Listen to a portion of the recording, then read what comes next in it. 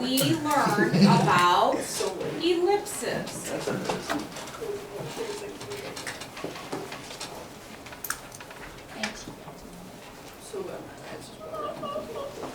Okay, can you tell me the difference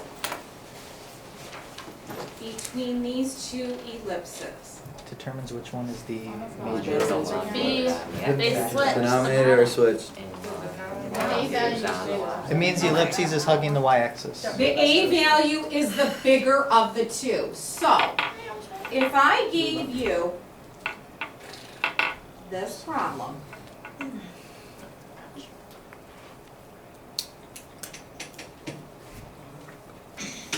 Well, excuse you. okay, how would you graph this? Well, first you have to distribute. Where's the center? Let's start there. Center is 3, 1. Okay, let's put it out at 3, 1. Right there. Then what? And then on the x-axis, you have, well, a equals 4, so A is 4, so where am I gonna go? to the right and left. Left and right 4 units. 4 this way, 4 that way, Then 3 up. 3 up. and then 3 up and 3 down.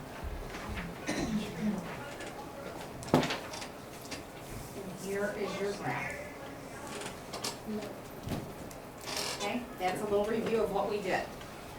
Now, I'm going to ask you a couple questions. What are these two ordered pairs called? Vertices. These are the major vertices. Major. These two are called co-vertices. Yep. Now, what important points lie on the major axis? The foci. Yeah, how do you find that? C squared equals a squared minus b A squared. squared minus b squared equals c squared. Well, where is the a squared value? There in the b squared. So really, 16 minus 9. What is 16 minus 9? 7. And when you take the square root, you get root 7. So the distance from the center to that fixed point is plus or minus the square root of 7. So you're going to add plus or minus root 7 from this center point. Now, what is the square root of 7? Who's got a calculator? What is the square root of 7? How many units is that? So I can actually plot it. 2.65. What is it? 2.64. 2.645. So we're going to go from here, we're going to add and subtract about 2.645 that way and that way. So that's a C value and that's a C value. Okay? Now, ladies and gentlemen, what makes an ellipse is you have these two distances. This distance plus this distance is going to be the same as this distance plus this distance. All of these distances are equal to each other. So how do you know What do you mean? Or do you just go to? What do you mean? You're not. We're not doing that. You're not actually putting these dots. Some of the lines. These lines? Yeah, those lines. I'm just showing you. Oh, okay. I'm just showing you that the distance from here to here and here to here is going to be the same. If you were to add this plus this, it would be the same as this plus this plus this. Now, do you know what those equal? They're constant. So all of these sums are equal to each other all the way around. Even if I went this way, they're all the same. Do Do you know what they're equal to? Yep, you got it. The major axes from here to here. Okay, that's how long it is. Okay, just wanted to give you that information. Now, what you're going to do today is hyperbolas. Now the difference, now this is where it's going to get tricky.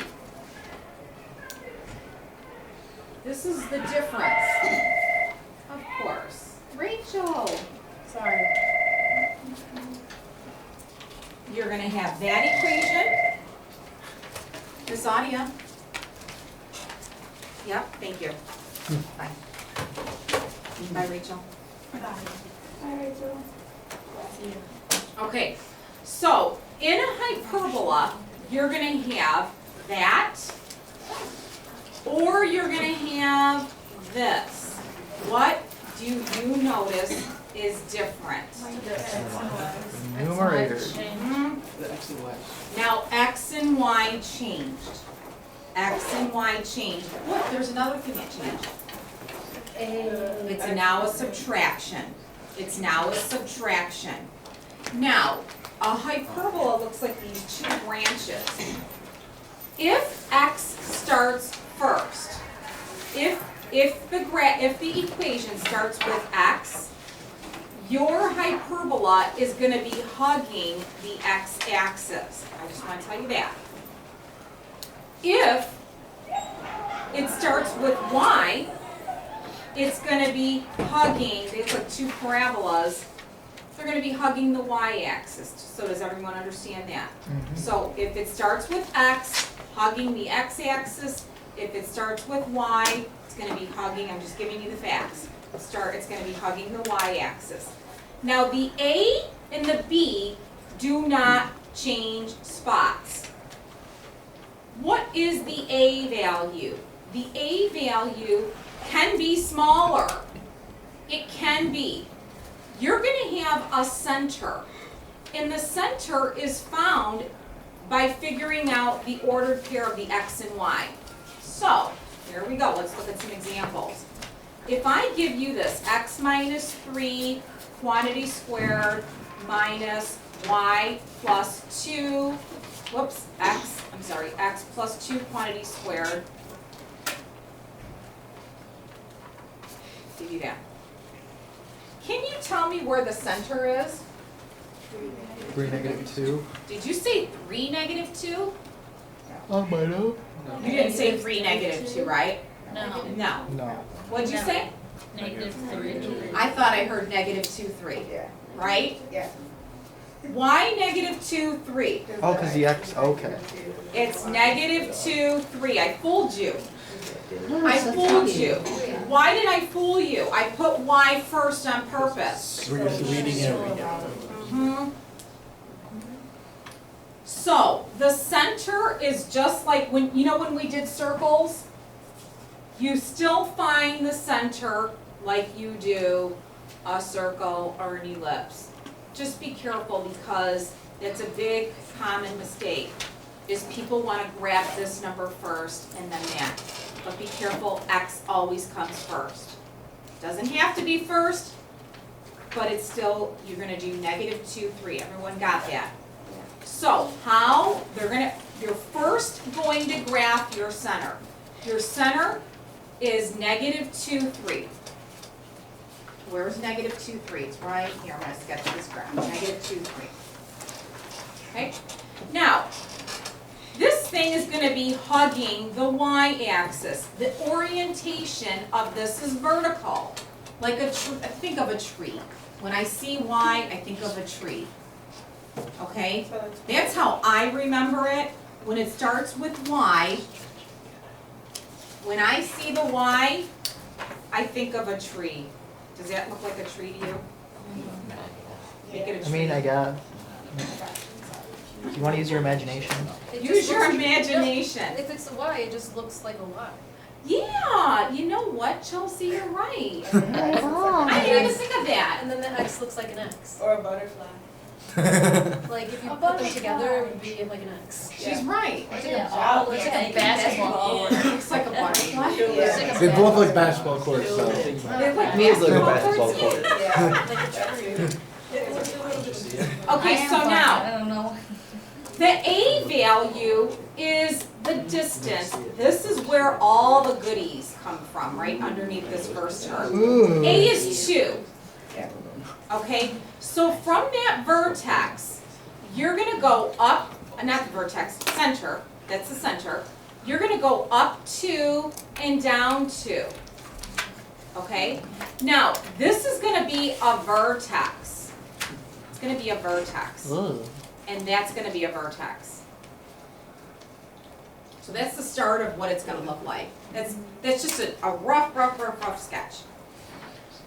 Now, by the way, the distance between these two vertices is called your transverse axis. Transverse axis. Remember how you had major axis and minor axis? This is your transverse axis. So your transverse axis, this one is called 2A, and our transverse axis is 4 units long for this particular one. It can be anything, but 2 times the A value is the length of your transverse axis.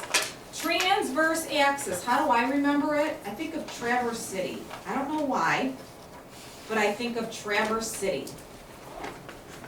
I think of stupid things to make me remember Traverse City. That's where all the fun stuff is, okay? Traverse City, Traverse City. All right, now, your B value is, what's my B value? 3. So you're gonna go 3 units this way and 3 units this way. What do we do with the A and the B? And by the way, 2B is called your conjugate axis.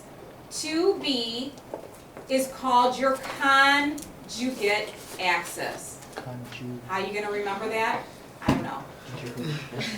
Conjugate axis. What do we do with 2A and 2B? We're going to make an imaginary box, even though I'm not making mine very imaginary. I'm going to make mine in hot pink. How's that? This is the box. Here's my box, my hot pink box.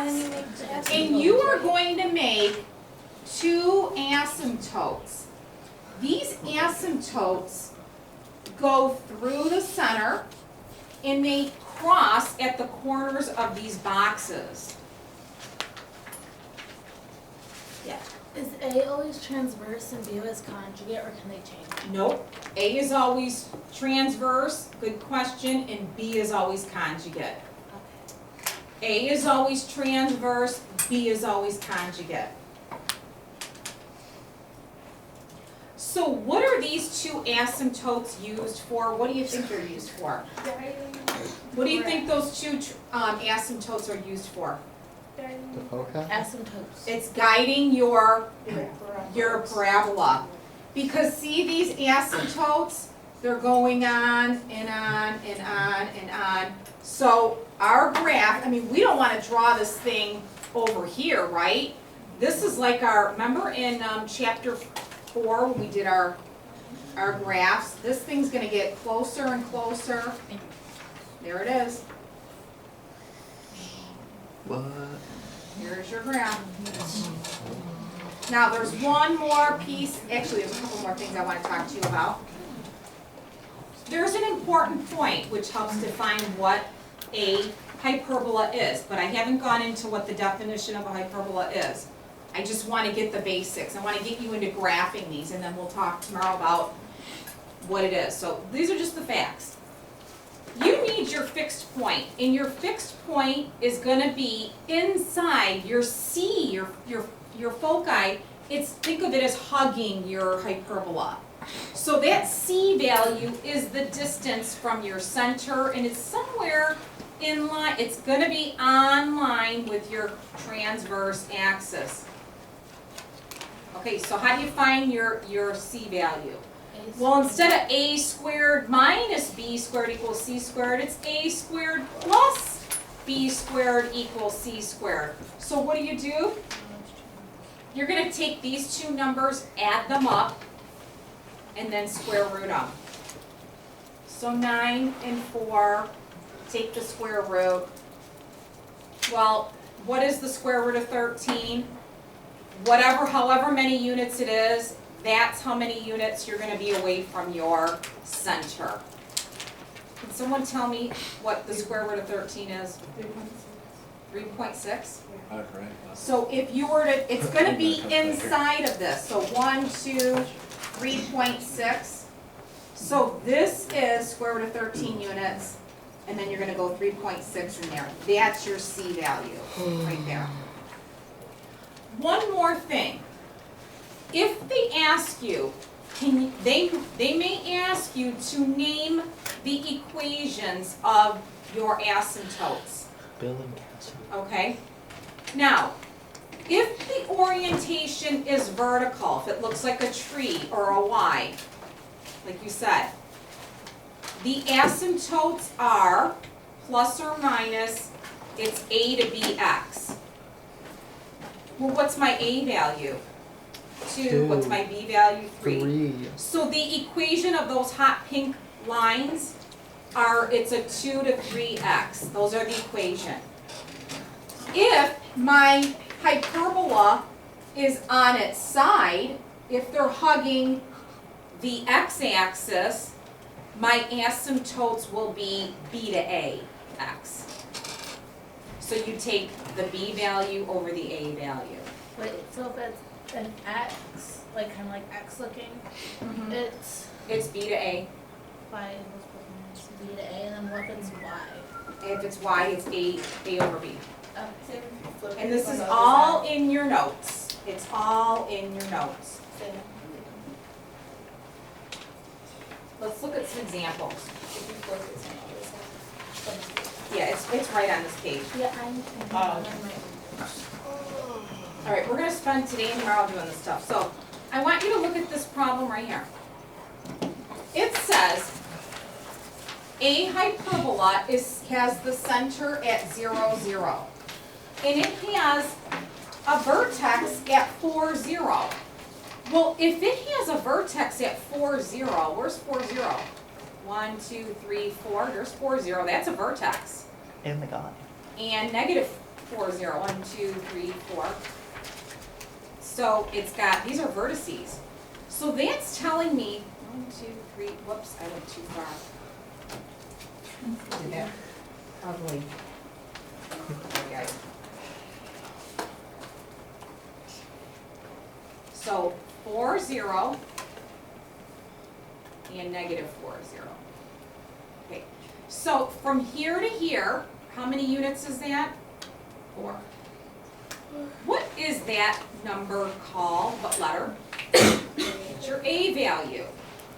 Now, they don't give you your B value, but they gave us our C value. And they said the C value is 5, 0. So from here to here is 5 units. So from here to here, C is 5. So how are we going to write the equation? Is this going to be starting with x or y? X. X. So it's x squared minus, this is what I do. And now underneath x and underneath y, what kind of numbers am I going to have? Do I know any of them so far? A, so it's gonna be A value is going to be 16. and So I don't know the B value, what am I going to do? No, work A backwards. squared plus B squared. Good job. So 16 plus, we don't know B squared, but we do know C squared is 25. How do you find B squared? Subtract, what's 25 minus 16? 9. What am I going to put here? Nope, 9, because it's B squared. There's your answer. Not bad? No. All right, so you try this one. This one says it's almost identical. In standard form, I have a did all hyperbola that. with vertices at 0, 4. 0, 4, so it looks like this. And this. Please tell me that's the exact same thing, 'cause I just did It's it the last same thing except, and it's got, my foci is at 0, 5. That's your C. So where's my center? They didn't tell you. Sometimes they won't tell you. How would you figure it out? You'd have to use the midpoint formula. Halfway between here and here is your center. So there are going to be some problems where you'll have to figure out the center yourself by using the midpoint formula. Okay, so starting with what kind of orientation is this? Is this going to be an x squared? Why? Good. Y squared. Okay, what goes under y squared? A is 4, so we're going to put a 16 here. And in the problem above, we figured out what b squared is because c was 5. So we did a squared plus b squared equals c squared, and we figured out, we already did this above, what was b squared? 9. 9. So the only difference was this started with y squared. Now, just for fun, how would you write the equation of your asymptotes for this one? It would look like this. Y equals, anyone? Plus or minus? 9. It'd be A over B, so 4/3 x.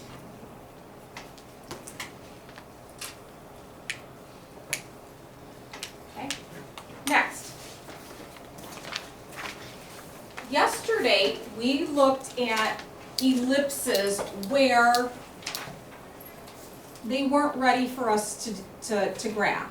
Here is another example of a hyperbola that's not ready to go. So, same scenario. These two numbers are not the same, and there's a minus sign, so that's an indication that it's a hyperbola. So what you're going to do is you're going to divide, I'm just going to run through this with you, you're going to divide by that number, y. You want a 1 there. Then you got to get rid of this 9. So 63 divided by 9 is 7. 63 divided by 7 is 9. So this is telling me this is a tree. This is the tree one. The a value is the square root of 7. So from here to here, it's the square root of 7. The b value is 3.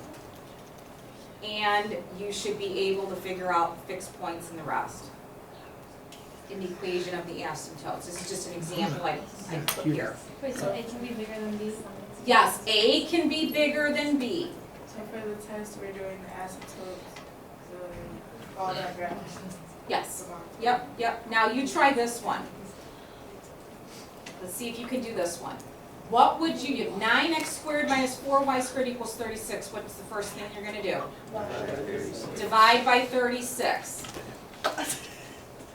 Okay, next. Put 36 divided by 9 is, what's going to go here? A 4.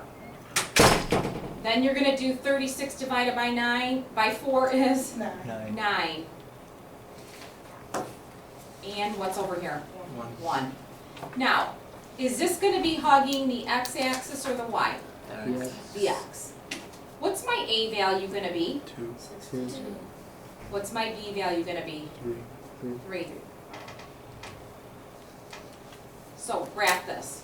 So we're going to start at the center, 0, 0.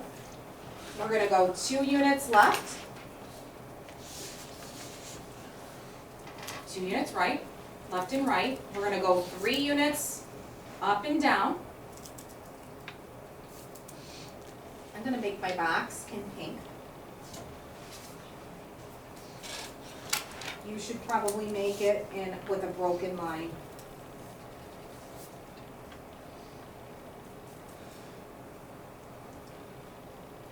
Okay? Now that pink is not part of the graph. And I'm gonna sketch my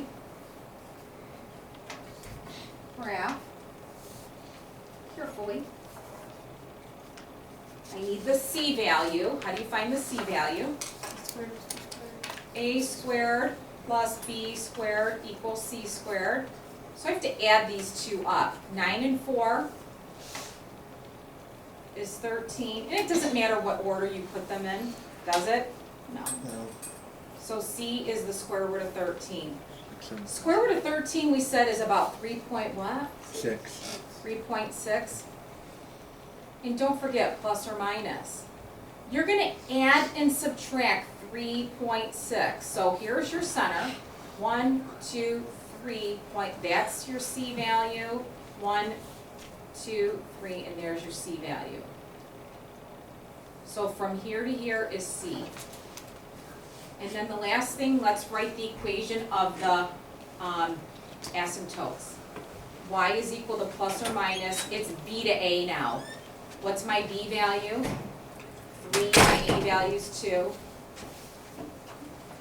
These are your asymptotes. Now think about it. See these asymptotes? This is a 3 to 2, 3 to 2, 3 to 2.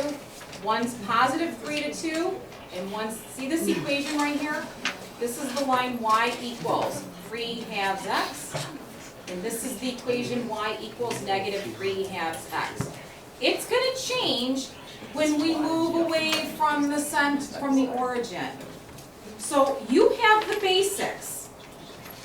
Please, you got like 10 problems here. Don't be lazy, get your homework done on the back page. And then tomorrow we're gonna finish hyperbolas. Okay?